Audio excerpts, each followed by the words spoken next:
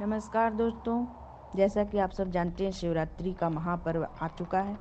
तो शिवरात्रि पर शिव जागरण का फल क्या होता है, उस पर एक कथा आधारित है जो कि मैं सुना रही हूँ। तो इस कथा को सुनने से पहले आप सभी इस चैनल को लाइक शेयर सब्सक्राइब कर लीजिए। फिर ये कथा सुनिए जिसका फल और महत्व क्या होता है। कपिलपुरी में यज्ञदत्त नामक एक ब्राह्मण रहता था। उसे एक पुत्र उत्पन्न हुआ जिसका नाम उसने गुणनिधि रखा। बालक बड़ा बुद्धिमान तथा चतुर था। 8 वर्ष की छोटी सी आयु में ही उसने बहुत सी विद्याएं सीख ली थी, परंतु वह कुमार्ग में पढ़कर अपने धर्म और कर्म से भटक गया। वह जुआरी, खेल कूद में संलग्न और गाने बजाने वालों का साथी बन गया।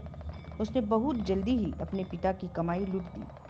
उसकी माता उसे रोकती थी, परंतु प्रेम के कारण उसके संबंध में उसके पिता से कुछ नहीं बताती थी। पुत्र चाहे कितना ही बुरा हो, परंतु माता कभी उसका बुरा नहीं चाहती। यज्ञदत्त जब कभी भी घर आकर अपनी पत्नी से गुणनिधि के बारे में पूछता कि इस समय गुणनिधि कहाँ है, तो वह सदा झूठ बोल देती थी और कह देती कि घर से बाहर गया हुआ है, या तो वह कहीं स्नादी कर रहा है, या देव मंदिर में बैठकर भगवान का पूजन कर रहा होगा। और असली भेद न जानते हुए उसने गृह सूत्र के अनुसार गुणनिधि का विवाह भी कर दिया। विवाह के हो जाने के पश्चात यज्ञदत्त की पत्नी सदा पुत्र को समझाती कि तुम्हारे पिता बड़े महात्मा हैं। जब उनको तुम्हारे बारे में मालूम होगा तो इसके लिए तुम्हें और मुझे दोनों को दंड देंगे। तुम्हारा कल बड़ा पवित्र है, फिर तुम यह बुरे काम क्यों करते हो? मेरे बच्चे, तुम्हारा कल्याण इस बुरे कर्मों को छोड़ देने में ही है। परंतु गुणनिधि पर माँ की समझाने का कोई भी प्रभाव नहीं पड़ता था। एक दिन उसने पिता की अंगूठी चुराकर किसी जुआरी को दे दी। जब यज्ञदत्त ने उस जुआरी से पूछा कि यह अंगूठी उसके हाथ कैसे आई, तो जुआरी ने यज्ञदत्त से कहा कि उसने उनकी अंगूठी नहीं चुराई है।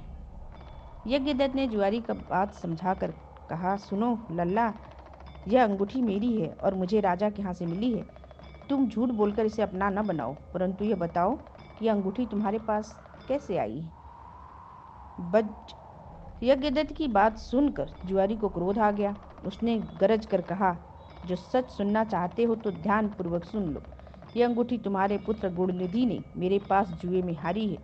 उसने यहाँ अंगूठी ही जुए में नहीं हारी, बल्कि आज तक जुए में बहुत से साधन चुरा कर हारा है। आप जितने ही सज्जन साधु धर्मात्मा हैं, आपका पुत्र उतना ही बड़ा बदमाश है। आप इतने बड़े विद्वान होते हुए भी आज तक अपने पुत्र की करतूतों को नहीं जान सके। जुआरी की बात सुनकर यज्ञदत्त का मारे लज्जा के बुरा हाल हो गया।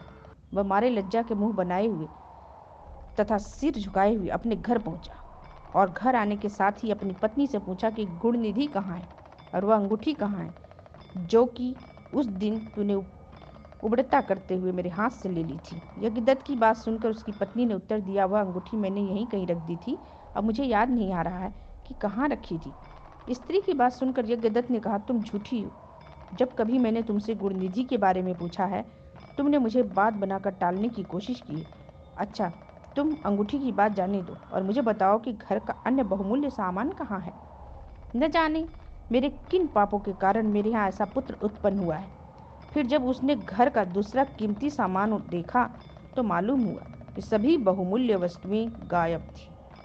तब यज्ञदत्त ने हाथ में जल लेकर पत्नी और पुत्र को तिलांजलि दे दी और एक ब्राह्मण की कन्या से अपना दूसरा विवाह भी कर लिया। जब गुणनिधि को मालूम हुआ कि उसके पिता पर सारा भेद खुल गया है और उसे अपनी उसकी माँ को तिलांजलि दे दिया है, तो उसको बड़ा दुख हुआ। वह अपनी करनी पर पछताने लगा। वो भूखा प्यासा एक शिव मंदिर के पास आकर बैठ गया। उस दिन शिवरात्रि का व्रत था। लोगों ने शिव का पूजन किया और फिर तरह तरह के पकवान तथा खाद्य सामग्री ऊपर चढ़ाई। जब लोग भगवान का पूजन आदि करके मंदिर में ही सो गए, तो गुणनिधि ने मंदिर के भीतर प्रवेश किया और खाने पीने का सामान उठाकर बाहर की ओर भागा। मगर चलते चलते उसके पैर एक सोते हुए शिव भक्त से टकरा गया। फिर क्या था, उस भक्त ने चोर चोर का शब्द सुनकर सभी लोग जाग उठे और दौड़ते हुए गुणनिधि का पीछा किया। बहुत से नागरिक भी उन भक्तों के साथ मिल गए। अंत में उन लोगों ने दौड़ते हुए गुणनिधि को पकड़ लिया और सब ने मिलकर उसको ऐसा मारा कि वह मर गया। उसके मारने के साथ ही यमदूतों ने आकर उससे घेर लिया और निर्दयतापूर्वक उसे मारने लगे। उधर भगवान सदाशिव ने अपने गणों से कहा, गुणनिधि बड़ा पापी, दुराचारी और कुकर्मी है, फिर भी उसने शिवरात्रि का व्रत रखकर जागरण किया है, हमारे पूजन को देखा है, हमारे दर्शन किए हैं। दीपक से लिंग के शरीर पर गिरती हुई छाया को इसने निवारण किया है। रात्रि में अपना वस्त्र फाड़कर उसमें बत्ती डाली है। प्रसंगवश इसने हमारे गुणों का श्रवण किया है तथा ऐसे ही और धर्म कार्य किए हैं। अंततः वह हमारे लोक को आएगा। उसके पश्चात वह कलिंग देश का राजा होगा। तुम लोग वहां जाकर गुणनिधि को यमदूतों के बंधन से मुक्त करो, क्योंकि हमने उसे अपना लिया है। अतएव भगवान श्री सदाशिव की आज्ञा पाकर विमान पर बैठकर शूलधारी उसके पार्षद भी घटनास्थल पर पहुंचे और बोले, यमराज, गणों, तुम अब इस परम धर्मात्मा ब्राह्मण को छोड़ दो, क्योंकि अब इसमें कोई पाप शेष नहीं रहा। यमदूतों ने भगवान श्री सदाशिव के पार्षदों से कहा, यूं तो आपकी आज्ञा हमारे लिए सिर माथे पर है, मगर यह तो दुष्ट महापापी, कुकर्मी, मांस तथा मदिरा का प्रयोग करने वाला था, पर स्त्री तथा ऋषागामी, माता पिता की आज्ञा न मानने वाला, चोर तथा जुआरी है। हम लोग इसीलिए इसको ले जा रहे हैं। यमदूतों की बात सुनकर शिव के पार्षद ने कहा, तुम मूर्ख हो, यह ब्राह्मण पापी नहीं है। इसका सबसे बड़ा धर्म तो यह है कि इसने पुराना कपड़ा जलाकर शिवालय में प्रकाश किया, रात्रि भर जागरण किया। स्थिर चित्त से शिवालय के द्वार पर बैठकर इसने भगवान श्री सदाशिव के पूजन को देखा और हरि कीर्तन को सुना। इसीलिए भगवान श्री सदाशिव की इच्छानुसार यह राजा बनाया जाएगा। और इस प्रकार कहने के पश्चात भगवान श्री सदाशिव के पार्षद गुणनिधि को अपने साथ ले गए। यमदूतों से मुक्ति पाकर गुणनिधि भगवान श्री सदाशिव के पार्षद के साथ विमान पर चढ़कर शिवलोक को गया।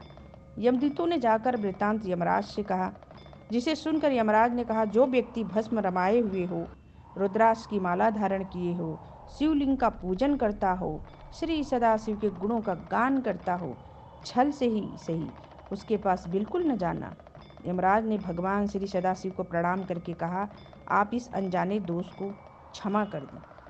तो दोस्तों, ये रही शिवरात्रि की रात्रि जागरण कथा।